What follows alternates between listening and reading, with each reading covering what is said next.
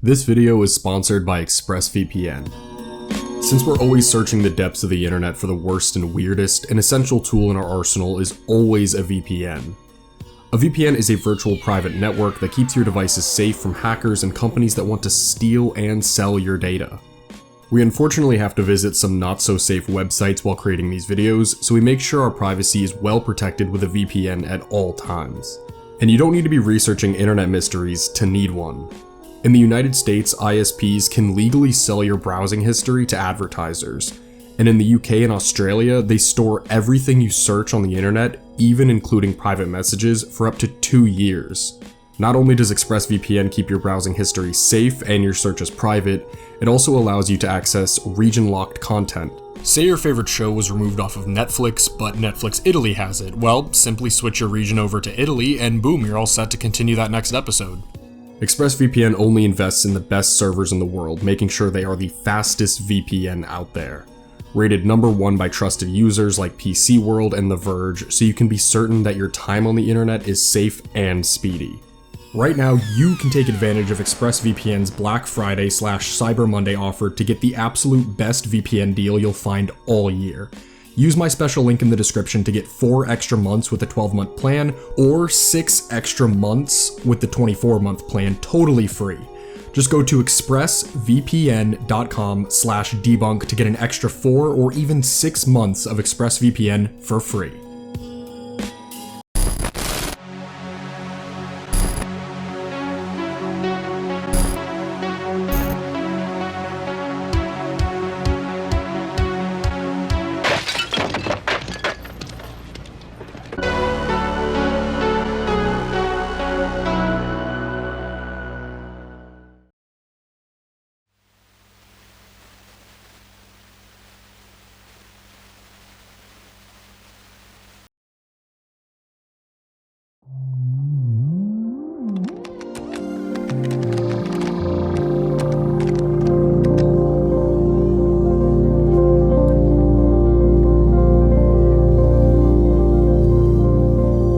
To start off this deep dive tonight, we have a very different page than usual. Well, actually, it's not a page at all. Tonight we're going to delve into the origins of TikTok as a whole. Now, I'm sure you know that TikTok began in 2016. Something that many of you may also remember is that before TikTok, it was Musical.ly. Launching in 2014, this app was incredibly similar to the now global phenomenon that TikTok is today. On Musical.ly, users create 15-second to 1-minute videos, lip-syncing and dancing to songs, which is still an incredibly common practice on TikTok all these years later. But what if I told you that almost 2 entire decades prior, there was a website called TikTok.com with that exact same domain that TikTok still uses today? In the year 1997, a website called TikTok.com was created. Similar to our old internet videos, this website serves as a really stark reminder as to how different the internet used to be. What we see here is just a personal blog, the home of Scott and Tomoko. Welcome to our little corner of the web. We hope you find these pages interesting, entertaining, or nostalgic. Here you'll find our electronic scrapbook of photos, recipes, hobbies, interests, and the addresses of old friends. Stay a while and be sure to drop us a note letting us know you stopped by. Being created decades ago and having no regards for what the internet would become, this website has a lot of very personal and confidential information about this family in it, so I won't be showing most of its contents. But there's still some really charming things to look at. In the table of contents, we have an entire list of Scott's addictions. Some of these include Star Fox 64, Final Fantasy VII, Warcraft, and SimCity, among many others. There's also a section about places to go, which is basically a section full of Scott and Tomoko's favorite places on the web. Sadly, we can't really visit most of these sites anymore, but among these links we have Atari.com, Acclaim.com, Origin, yeah, a lot of gaming-related websites, but there's many more too. All in all, I felt that the origins of TikTok were really fascinating and again served as such a direct reminder as to how much the internet changed. In the 1990s, TikTok was a personal website full of sharing your passions and your family, and today, TikTok is a massive social media conglomerate. Hopefully Scott and Tomoko are doing well today. They had a really charming website that I loved exploring, and I wish what I had to say ended here. It seems that many people had that same question that I had when visiting this website. As a result, a group of people decided to try and find these things out. That's where the subreddit r/Scott and Tomoko comes into play. A subreddit designed to dig through and track down Scott and Tomoko. As this commenter puts it best, The fact that there is a sub is insanely creepy. Why are people so devoted to solving the mystery of a family webpage of a family that split up 20 years ago? There is no internet mystery here. This is literally just stalking. And yeah, this subreddit is pretty creepy. Posters were digging to find personal Pinterest pages, posting pictures from the site of their baby, and even trying to find and message them. And look, it's a natural question to wonder where these people are today that made some of these ancient websites. When visiting some of the old websites we have in the past, we wondered about some of those same things too, but it's an entirely different thing to act on it and actively try and track down real people based on archived confidential information they posted over 20 years ago. So please, don't join in. But now let's get onto the modern platform itself to uncover some of its most unnerving recent pages I've come across.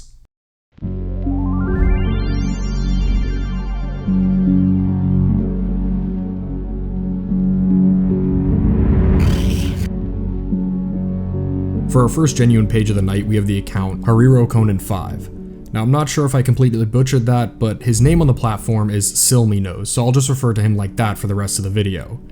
As full disclosure, I first found this page on Reddit. Users were discussing the really strange videos posted all over the account, especially the videos of unsuspecting women being filmed.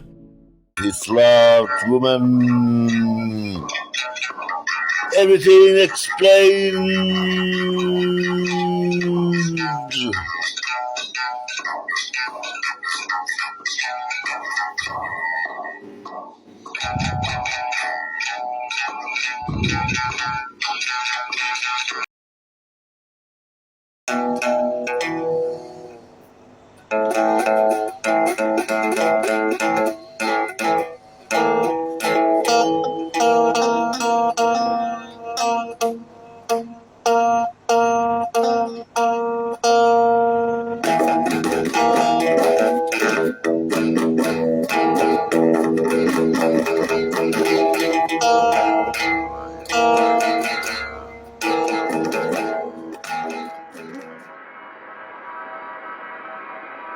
There are multiple videos that feature really disgusting peeping Tom activity, and the other videos are just really weird as well.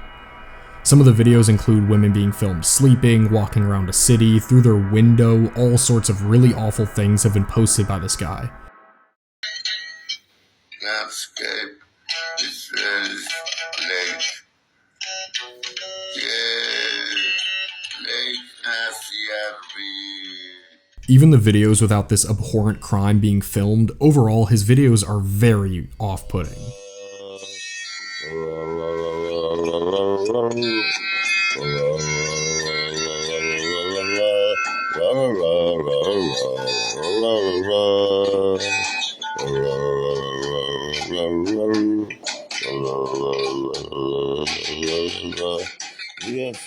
Beyond those posts, Silmynos films himself in a bunch of different costumes, takes videos of art, and posts videos talking in another language.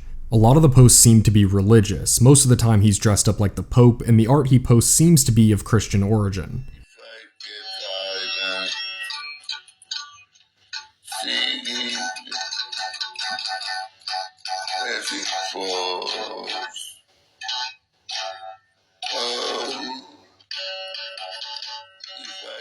As for who these women are, it's hard to say. One of the ladies is featured multiple times, and some Reddit comments think it might be his wife, and the younger one to be his daughter, but as far as I can tell, there doesn't seem to be any real proof of that at all, especially with one of the TikTok captions being, "We need to kill." This page is overall inconclusive. It's horrifying how TikTok allows people who are seemingly committing sex crimes on their platform. This page, thankfully, is not very popular, so it's probably safe to assume TikTok has no idea this is going on. But I know TikTok in general has a hard time removing weird and illegal content from time to time, so hopefully they are able to get to the bottom of this and take the necessary action.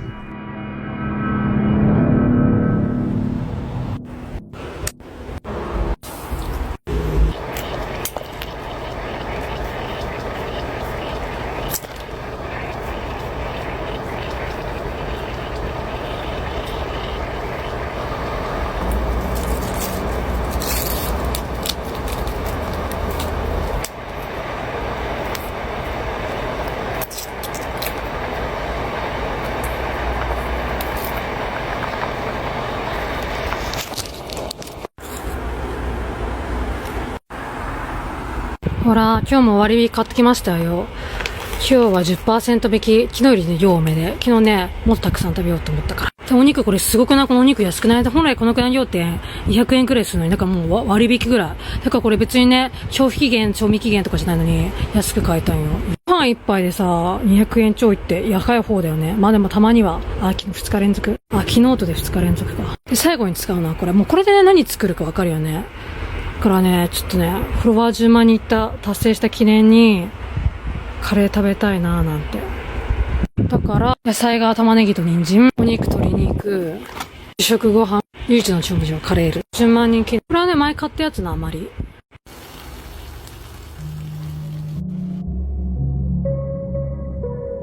I feel like every time we make a TikTok deep dive, or any deep dive in general, we always come across an account of someone living in filth. For this episode, we of course happen to find another one of these pages. This one of a Japanese girl who films in a disgusting apartment.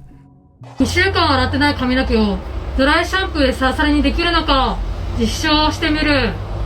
ただいま現在2週間お風呂に入っていないのに2週間髪を洗ってない状態で、今ね家にあったあれだね、昔ねコンカフェガルパター入したりキャバクラの面接受けまくってた時ね、キャバクラの面接1日5回。 Her appearance as well is pretty unkempt, her hair never looking washed and sometimes having on makeup that just looks all over the place. 最初にカラオケデートに来た。イェーイ、カラオケ。今日のね、やだね、一緒にカラオケ終わりだよね。なこちゃん大好きだから一緒にいつもね、一緒にでこれからもカラオケとかいろんなとこデートしてね、なぜだか海とかプールも行ってみたいな、これからもよろしくね。大好きだよ、めっちゃ世界で一番大好きな白く抹茶の赤ちゃんのめぐみちゃん。飲み物来て美味しそうだね。ここおいしいね。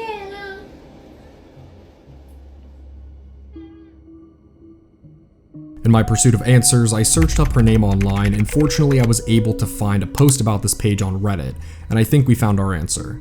The top comment was from poster Silly Asia. It reads, I speak Japanese. Her account is a parody of Jirai girls. I myself dress in Jirai K, but don't act like this, LMAO. She isn't actually crazy. She is just trolling and mocking Jirai girls who act crazy, since Jirai means landmine, and it's kind of a subculture associated with mental illness girls. The makeup is an over-the-top exaggeration of Jirai makeup, which includes a dolly childish look and eye bags with a lot of blush. That's the best way I can describe her account. Edit. I think it's worth mentioning that I haven't seen her directly say this, but by the way her captions are texted, and a lot of the time she uses speech that pretty much confirm it being satire while not confirming it at the same time, if that makes sense. So yeah, her captions most of the time allude to it being satire. I wasn't going to jump on the first explanation I saw, but it seems like a majority of the comments are also saying the same thing. It's a total troll. I saw a lot of comments also mentioning how big this page really is. She has over 300,000 followers and her videos get tons of views. This has led people to believe even more that she is a troll. It really does appear that she's intentionally parodying the Jirai K style, which is a Japanese fashion subculture that takes inspiration from very intentionally girly aesthetics and adds a darker edge. It's sort of like a dark academia with skirts, bows, and cutesy things mixed in with darker colors. Jirai K has become super popular in Japan and started to move all over the world. Her page is a direct parody of the TikTok pages we've covered on here before. Like I mentioned at the start, we always manage to find some page of someone lounging in filth. There is some discourse going against the troll theory. She does film in a disgusting house crawling with bugs. She claims she's in debt and that she even eats rotten food. Even if the account is a troll, it's still striking in the fact that she really is in a place that is completely disgusting, and it makes you wonder exactly what's going on there. Does she just have major dedication to the bit, or is she not trolling at all?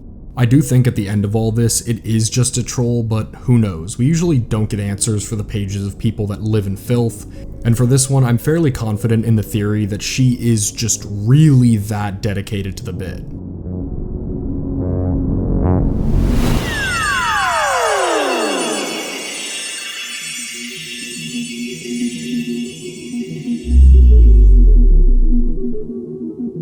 The next page we have is all around one of the strangest and frightening pages I've ever seen.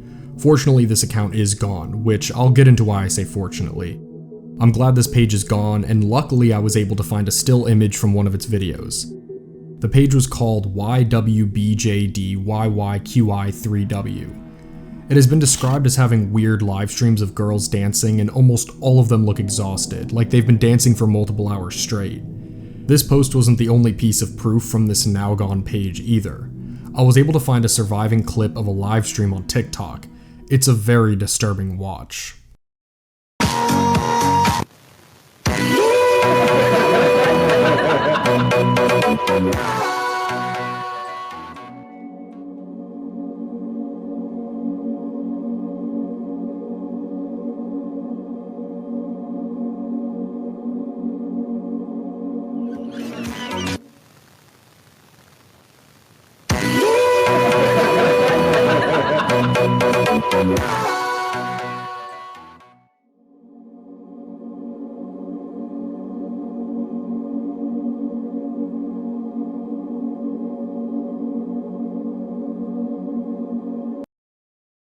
Some of the comments on the original Reddit thread describe watching until the end of the live streams, and the live stream just resets.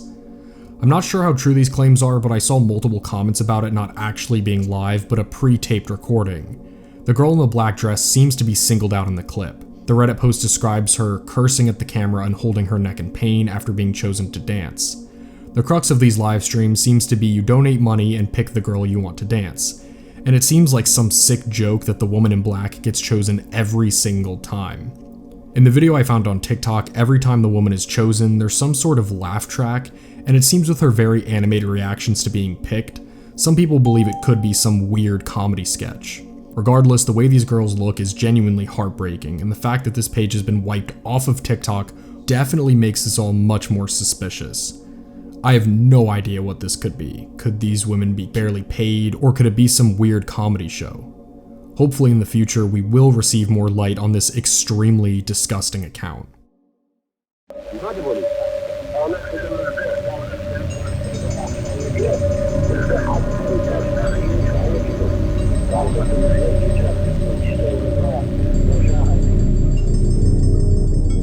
Next up, we have a post about a very local mystery. So scared that I might get a hit on me for saying this, but this bridal shop has been here in my hometown for 2 decades. They've never changed the window displays. Nobody has ever been in or out. It's always locked. I always wondered if one day I got married I could try on dresses here. There's no website, there's no Facebook page, there's no phone number. This lady has been wearing that cloak since 2006. What the f is this place? What is it? We're trying to get in, like, does anybody know? Help us uncover this mystery. Oh my god, this broke.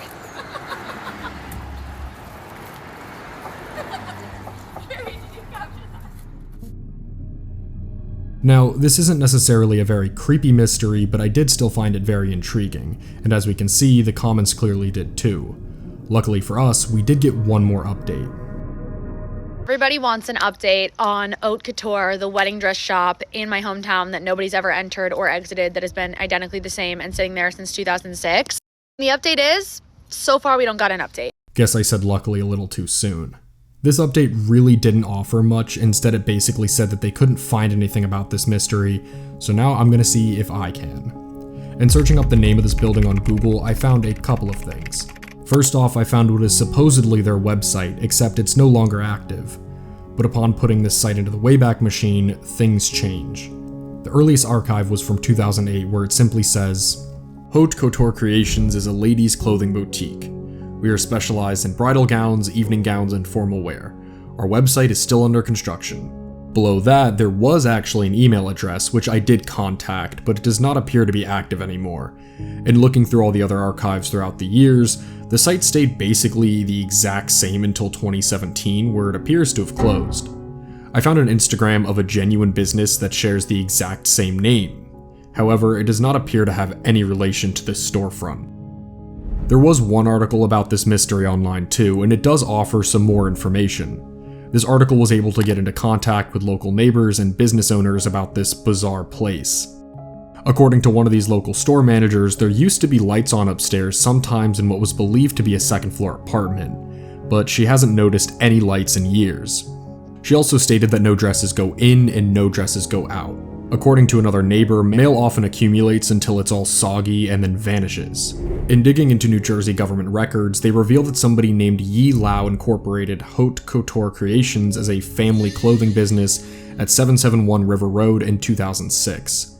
A person named K. Lau had originally purchased the building 7 years earlier for $89,500 according to Monmouth County deeds. This article allegedly even got into contact with K. Lau, who stated that it's just a building that sits there. Upon asking why the shop never opened, the connection went bad and the article was not able to get in contact with him again. We're not totally done researching things yet though. There is one more peculiar thing of note to address.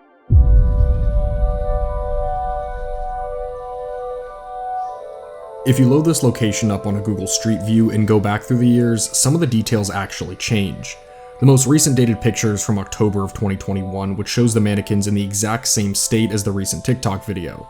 But if you go back to September of 2019, things change. On the mannequin to the right, there are origami birds that are not there currently. If you go back further to September of 2018, this mannequin on the right is wearing a different outfit. In September of 2017, there are no origami birds on the floor at all, and the outfit of the mannequin to the right was changed again. In July of 2013, there's no mannequin to the right at all, and the origami birds are back. So what is going on here? Well, on both TikTok and Reddit, the top theory that I've been seeing is that this is some sort of money laundering scheme, and on the surface, this makes sense. Here's the thing though. The entire point of money laundering is for the shell business to actually be open. It's all about disguising your financial assets, and that's kind of impossible when the store has never even taken in any business. A lot of people's theories also lie in the other direction, and that it's just some vacant, abandoned store, but with the constant changes to the mannequins, that's definitely not the case either. Some other people also pointed out that the windows are very clean, and in way too good of a state if this place was really untouched. Some people have suggested that this place is staying here for tax write-offs, which seems much more likely than money laundering. Others have suggested that it's some sort of bizarre art piece because of the changing mannequins and origamis, but as of now, nothing can be confirmed, and I'm not sure if we will ever get any confirmation. Overall, this case reminded me a lot of some of my own local oddity stores. There are multiple places I pass by that have been abandoned for years, and I usually pass them without thinking too much about them. But it's possible that just under all of our noses, there are mysteries like this waiting to be uncovered.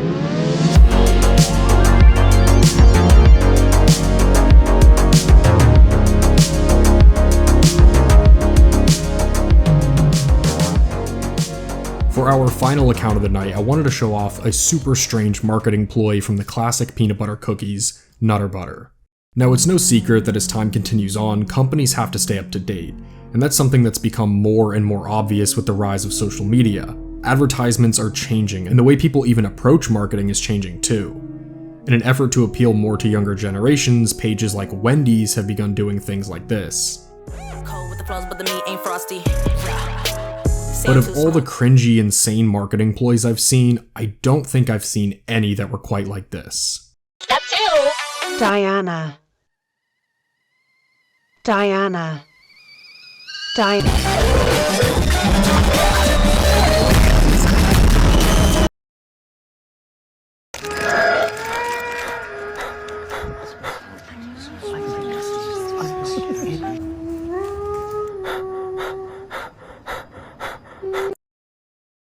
This marketing strategy has been going on for a while now, and I'm genuinely surprised I'm just now hearing of it.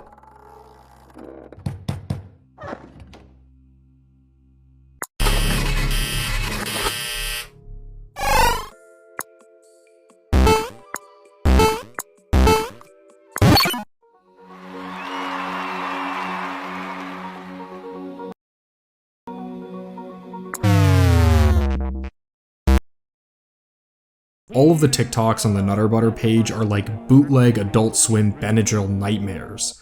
They all have some weird joke or just a genuine creepy and silly vibe to all of them. Butterfly, Nutterfly, go away. Butterfly, butterfly.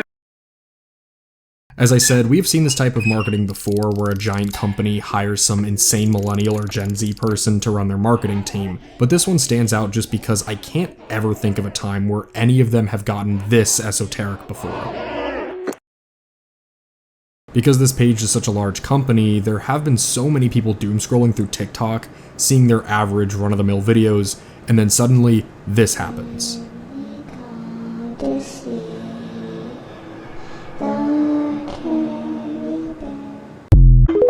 For me, I find that absolutely hilarious.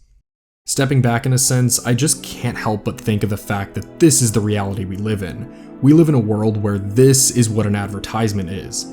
It's so strange, but I hope other companies wise up to the marketing that younger audiences are really looking for.